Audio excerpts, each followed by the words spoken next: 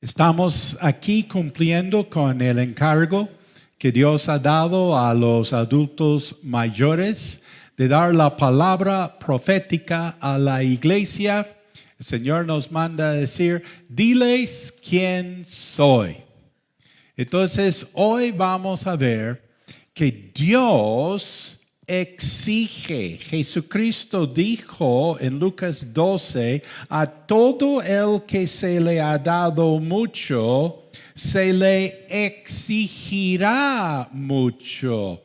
Y al que se le ha confiado mucho, se le pedirá aún más. Dile a tu vecino, Dios exige.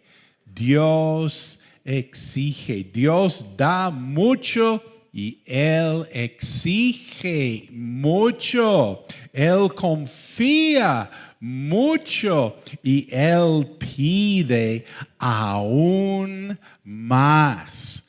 Doy testimonio que por fecha, en estos días hace un año, su servidor fue llevado al hospital y Day one entubado. No firmé, no dije nada, estaba tan mal, dijeron a mis hijos, si hubieran esperado media hora más, me hubiera dado paro respiratorio. Así fue en el punto en la línea. Y entonces a todo el que se le ha dado mucho, se le exigirá mucho. Y al que se le ha confiado mucho, se le pedirá aún más. Dios exige. Entonces, si quieres tomar apuntes, vamos a tener en cuenta qué es lo que Dios exige. Primero, muy obvio, pero no podemos pasar por encima. Dios exige que tú vivas. Dios exige que tú vivas. ¿Quién aquí está vivo? Mira si el vecino está aquí completico, está todo bien. Dios exige que tú vives. Y uno dice, pero ¿por qué hay que enfatizar eso? Porque hoy en día mucha gente no quiere vivir. Y no es por el virus, sino por las medidas que se han tomado, pero la gente no quiere, mucha gente no quiere vivir. Muchas personas han perdido el sentir, las ganas de vivir. Y entonces tenemos que levantar la voz. Y tenemos que decir, Dios exige que tú vives. En Romanos capítulo 14, el apóstol Pablo dice, ninguno de nosotros vive para sí. Y ninguno muere para sí. Pues si vivimos, para el Señor vivimos. Y si morimos, para el Señor morimos. Así pues, sea que vivamos o que muramos, del Señor somos. ¿Quiénes se acuerdan del coro? Sea que vivamos o que muramos, somos del Señor. Somos del Señor. Dios exige que tú vives. Prepárate. El Señor te va a usar. En dado momento vas a tener que decir a una persona, Dios exige que tú vives. ¿Pero por qué? Porque ninguno de nosotros vive para sí. Ninguno de nosotros muere para sí. Si nosotros vivimos para el Señor. Sea que vivamos o sea que muramos, somos del Señor. Segundo, Dios exige que tú creas en el que Él envió. ¿A quién envió Dios? A su Hijo Jesucristo. En Juan capítulo 6, versículo 28, dice, y hallándole al otro lado del mar, le dijeron, Rabí, ¿cuándo llegaste acá? Juan capítulo 6. En Juan capítulo 6, Jesús multiplicó los panes. Él dio de comer en una ocasión a 4,000, en otra ocasión a 5,000 personas. Y cuando dice esa cifra se refiere a las cabezas de familia. O sea, muchísima más gente se alimentó aquí por este milagro de la multiplicación de los panes. Y este es el momento en la historia que comienza el concepto de la renta básica, porque ya vamos a tener una provisión asegurada para todo el mundo. Antes de este momento no fue posible, no fue factible pensar en esto, pero ahora la gente ve y por eso van al otro lado del mar de Galilea ahora a buscar a Jesús. Todo el mundo quiere su renta básica, quiere su pan. Entonces, versículo 26, respondió Jesús y les dijo, de cierto os digo que me buscáis, no porque habéis visto las señales, sino porque comisteis el pan y os saciasteis. O sea, la gente quería su renta básica. Versículo 27. Jesús les dice, trabajad. Todo el mundo quiere su pan, quiere su renta básica y Jesús les dice, trabajad. Dile al vecino, trabajad, trabajad. Tú pensaste que te iban a dar una renta básica, que eso es por eso vino Jesús y Él dice, trabajad, trabajad. Versículo 27, trabajad, no por la comida que perece, sino por la comida que a vida eterna permanece, la cual el Hijo del Hombre os dará, porque a este señaló Dios el Padre. Entonces le dijeron, ¿qué debemos hacer para poner en práctica las obras de Dios? En otras palabras, ¿qué es lo que exige Dios? La obra de Dios es lo que exige Dios. Entonces, ¿qué debemos hacer para poner en práctica las obras de Dios? ¿Qué exige Dios? Versículo 29. Respondió Jesús y les dijo, esta es la obra de Dios que ¿quieres subrayar en tu Biblia? Que creáis en Él que Él ha enviado. Dios exige que tú creas en Jesús. Número 3. Dios exige que tú te intereses en la sociedad. En el libro de Isaías, capítulo 2, versículo 10, a través del profeta, Dios dice, príncipes de Sodoma, oíd la palabra de Jehová, escuchad la ley de nuestro Dios, pueblo de Gomorra.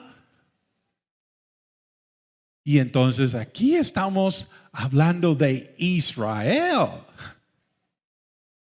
Y Dios está llamando a su pueblo Sodoma y Gomorra.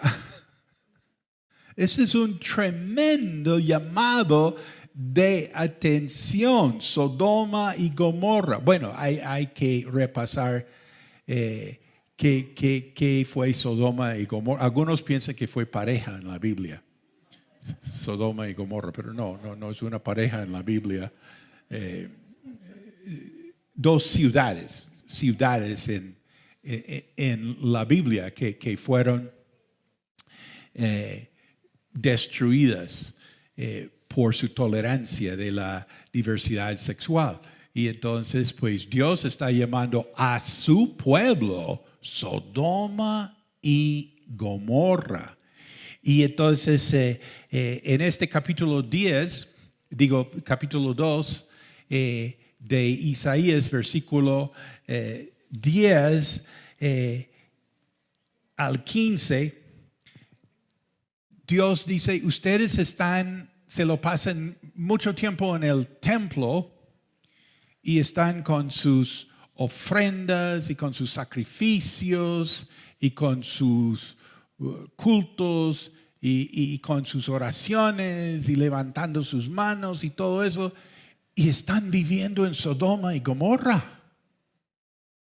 Dios exige que el pueblo de Dios se interese en lo que está pasando en su alrededor.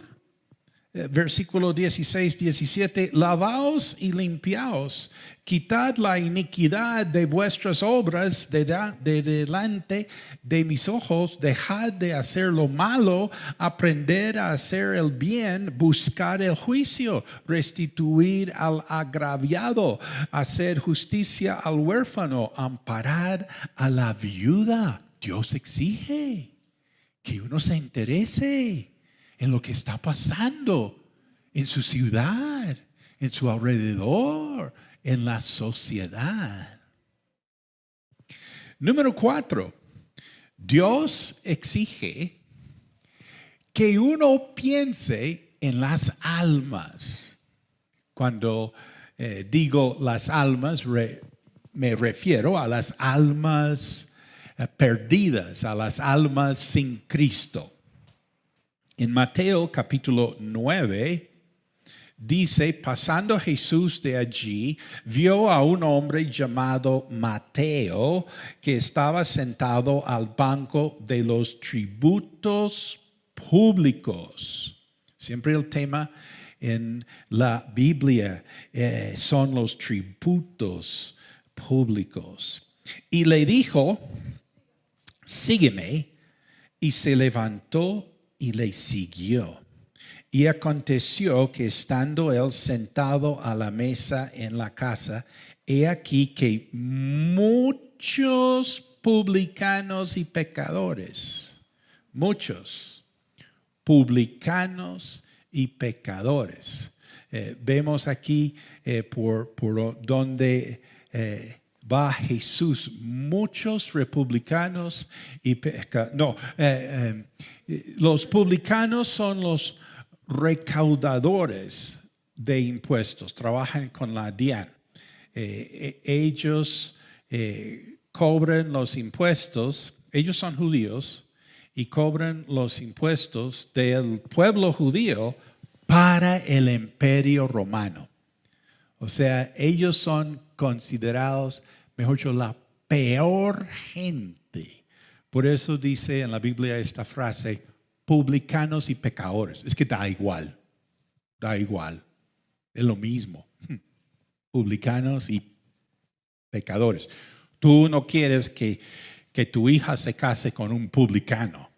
¿Sí? Es que publicanos y pecadores, eso es lo peor de lo peor. He aquí que muchos publicanos y pecadores que habían venido se sentaron juntamente a la mesa con Jesús y sus discípulos. Cuando vieron esto, los fariseos dijeron a los discípulos, ¿por qué come vuestro maestro con los publicanos y pecadores. Tenían que decírselo así como calladito, pues para no llamar la atención. Qué pena ahí, ¿sí? Y los fariseos tan lindos, ¿no? Tan preocupados por Jesús y sus discípulos, y ahí están viendo publicanos y pecadores, ¿sí? De vez en cuando alguien se me acerca en la iglesia, me dice, pastor,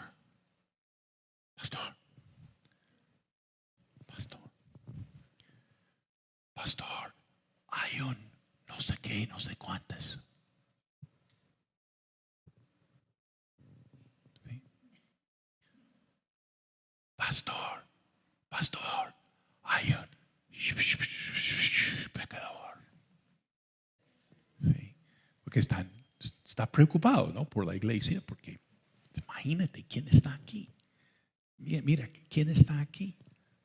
Y entonces, pues aquí, cuando vieron esto, los fariseos dijeron a los discípulos, ¿por qué come vuestro maestro con los publicanos y pecadores? Al oír esto, Jesús les dijo, los sanos no tienen necesidad de médico, sino los enfermos. ¿Hay algún enfermo aquí? ¿Hay algún enfermo? Bueno, dice, los sanos no tienen necesidad de médico, sino los enfermos. Id, pues, y aprended lo que significa misericordia quiero y no sacrificio. Porque no he venido a llamar a justos, sino a pecadores al arrepentimiento. Dios exige que uno piense en las almas perdidas, las personas quienes no tienen a Jesucristo como su Señor y Salvador. Número 5, Dios exige que uno perdone. En Mateo capítulo 18, Jesús cuenta una parábola. Dice, por lo cual el reino de los cielos es semejante a un rey que quiso hacer cuentas con sus siervos, y comenzando a hacer cuentas, le fue presentado uno que le debía 10,000 talentos. No, mejor dicho, eso es miles de millones de pesos. No. ¿Quién aquí debe plata? No, bueno. ¿Cuánto debes? Pues uno dice, bueno, yo debo esta suma. Uno dice, uy, pero bueno, eso sí se puede. Eso sí va a tocar duro. Pero hay un punto donde uno debe tanto, ¿sí? Que ya se sabe que uno nunca va a poder pagar eso, ¿sí? Y entonces esa es la situación aquí, donde dice, le debía 10,000 talentos. Versículo 25. A este, como no pudo pagar, ordenó su señor venderle y a su mujer e hijos y todo lo que tenía para que se le pagase la deuda. Entonces aquel siervo postrado le suplicaba diciendo, Señor, ten paciencia conmigo y yo te lo pagaré todo. ¿Sí? El hombre le fascina ahí, después yo te lo pagaré todo. Yo te lo pagaré todo. Yo te lo pagaré todo. ¿Cómo? Yo te lo pagaré todo. ¿Sí? El señor de aquel siervo, movido a misericordia, le soltó y le perdonó la deuda. Eso era tanta plata que eso no había más. Le perdonó la deuda. Pero saliendo aquel siervo, halló a uno de sus consiervos que le debía 100 denarios. Hágame el favor. Bueno, para mucha gente 100 denarios es plata. ¿Sí? Sí. Pero es que son 100 denarios. Sí, eso realmente es una suma pues que se debería poder. Sí, eso es muy relativo, ¿no? Porque para una persona una plata y para otra persona esa misma plata puede representar. Sí, me acuerdo alguien dijo, solamente, ¿qué? Debemos 5 millones de pesos. Uno dice, bueno, porque eso es mucho menos que antes y bueno, 5 millones de pesos. Wow, bueno, o sea, ay, bueno, 5 millones de pesos. Sí, pero trata tú de reunir 5 millones de pesos. Sí, o sea, 5 millones de pesos, pues es una suma que uno sí, pero lo que pasa es que, a ver, si tú de aquí al miércoles ahí te consigues los 5 millones de pesos, eso sí, a ver cómo te va. Pero el punto aquí es que es una suma mucho menos, 100 denarios. Bueno, le debía 100 denarios.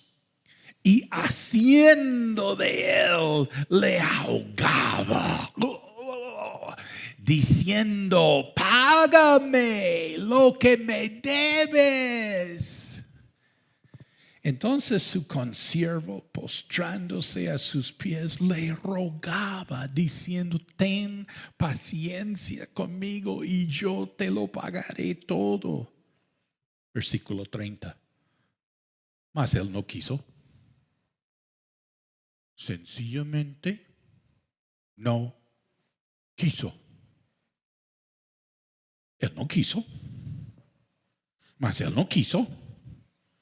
Se fue y le echó en la cárcel hasta que pagase la deuda. Viendo sus consiervos lo que pasaba, se entristecieron mucho y fueron y refirieron a su señor todo lo que había pasado. Entonces llamándole su señor le dijo, siervo malvado, toda aquella deuda te perdoné porque me rogaste. ¿No debías tú también tener misericordia de tu consiervo como yo tuve misericordia de ti? Entonces su señor, enojado, le entregó a los verdugos hasta que pagase todo lo que le debía. ¿Cuál es el punto? ¿Qué es lo que Dios exige? Versículo 35. Jesús dice, así también mi Padre Celestial hará con vosotros si no perdonáis de todo corazón cada uno a su hermano sus ofensas. Dios exige que tú perdones. Número 6. Dios exige que seamos fieles con el encargo que Dios ha dado a cada uno. Según la Biblia, entendemos que Dios ha dado a cada persona un propósito, una visión, una misión en su vida. Bíblicamente, un encargo. Y tenemos que ser fieles con ese encargo. Jesús habla, ¿no?, de que a quien mucho se le ha dado, ¿sí?, a quien mucho se le ha entregado. ¿Quién aquí tiene que reconocer que Dios ha puesto en cargo en su vida.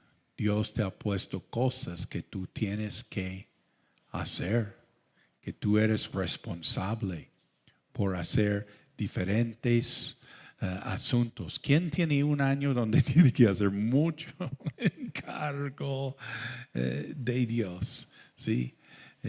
Francisco, mucho este año, mucho para hacer en este año. Javier, mucho encargo de Dios. Sí, Erika, Catalina, Natalia, Miguel en Canadá. Uy, un encargo. Dios, y entonces Dios exige que seamos fieles. ¿Y quién dice, bueno, acepto, Dios me ayudará y acepto ser fiel? ¿Sí? ¿Sí?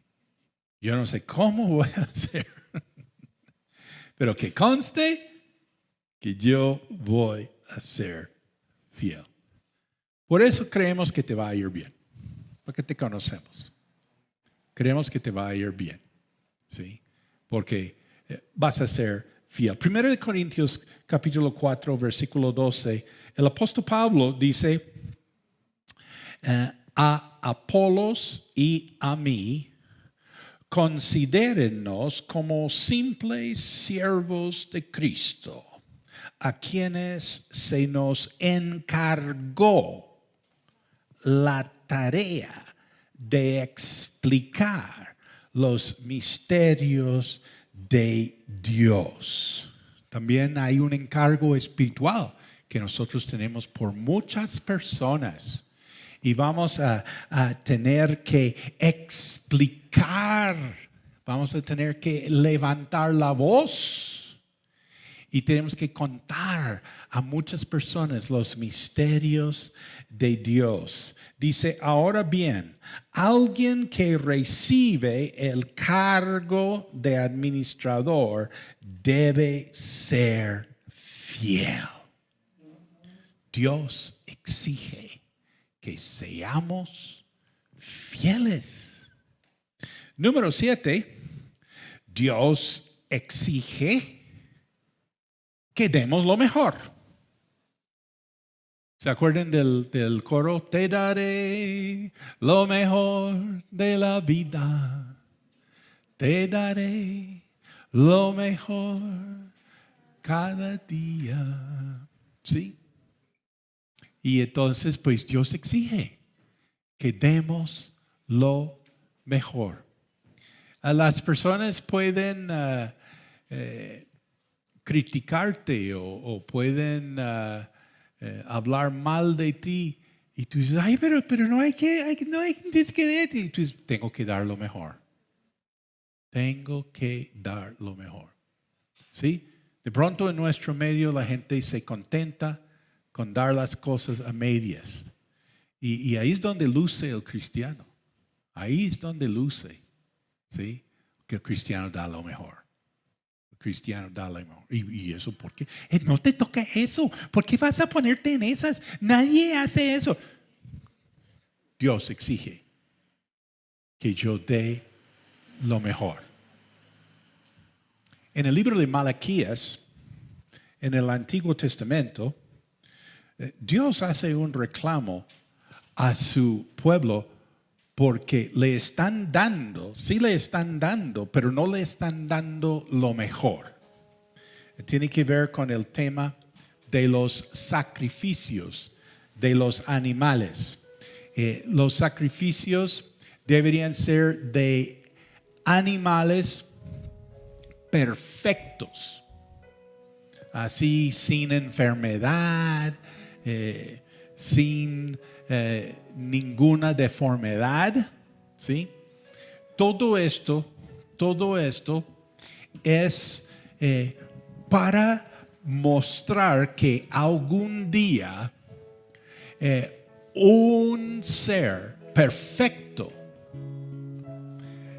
dará su vida por nosotros.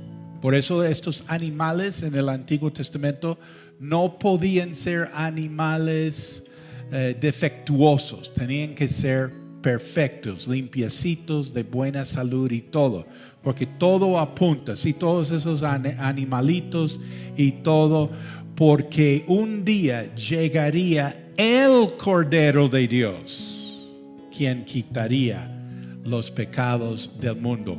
El Cordero de Dios no podía tener defecto, no podía tener deformidad. Entonces en Malaquías capítulo 1 versículo 8, Dios dice a través del profeta: ustedes traen animales ciegos para el sacrificio y piensen que no tiene nada de malo. Sacrifican animales cojos o enfermos y piensan que no tiene nada de malo, porque no tratan de ofrecérselos a su gobernante. ¿Creen que estaría él contento con ustedes? ¿Se ganarían su favor? Dice el Señor Todopoderoso. Es que Dios exige lo mejor. Y dice en el versículo 13: me tratan con desdén, dice el Señor Todopoderoso, y creen que voy a aceptar de sus manos los animales lesionados, cojos o enfermos que ustedes me traen como sacrificio, dice el Señor. Maldito sea el tramposo. En los tiempos bíblicos había muchos tramposos. ¿Y cómo es ser uno tramposo? ¿Cómo es ser tramposo con Dios? Ponle cuidado, porque si una persona es tramposa con Dios, va a ser tramposo contigo. ¿Sí? Hay que entender eso. Si una persona no honra a Dios en su vida, no va a honrar la nación. ¿Sí? Eso es lo básico que uno tiene que entender. Uno es tramposo con Dios, tramposo con su familia, tramposo con las personas, tramposo con un país. ¿Sí? ¿Y cómo es ser tramposo con Dios? Bueno, teniendo el buen animal, dice: voy a sacrificarlo a Dios. Amén. Pero en la hora del té, mete un animal enfermo y piensa que nada va a pasar. ¿Quién está siguiendo el mensaje? Si una persona no es correcto con Dios, ¿sí? Y como que uno hace cosas o no hace las cosas que no se ven, que no pasa nada. Entonces va a hacer lo mismo con la sociedad. ¿Sí?